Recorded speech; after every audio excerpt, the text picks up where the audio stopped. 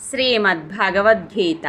ఓం శ్రీకృష్ణ పరమాత్మనే నమః.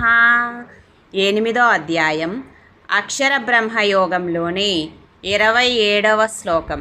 శ్రీ భగవాన్ ఉవాచ నైతే శృతి పార్థజనాన్ యోగి ముహ్యతి కచ్చన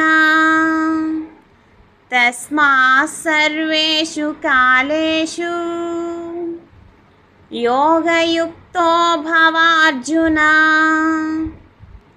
భావం: ఓ పార్థ, ఈ విధముగా ఈ 2 మార్గముల తత్వములను తెలుసుకొన్న యోగి మోహితుడు కాడు. కావున అన్ని కాలముల యందును సమత్వబుద్ధి రూపయోగి యుక్తుడవు కమ్ము, అనగా నిరంతరము నన్నే పొందుటకు ప్రయత్నింపుము. ఈ శ్లోక వివరణ. పై శ్లోకములలో చెప్పబడిన 2 మార్గముల గురించి ఎవరు చక్కగా తెలుసుకుంటారో వారు ఈ ప్రాపంచిక మోహము మాయలో పడరు. నీవు కూడా ఈ మోహంలో పడకుండా నీ కర్తవ్యమును నిర్వర్తించు అర్జున అని శ్రీకృష్ణ పరమాత్మ పలికెను.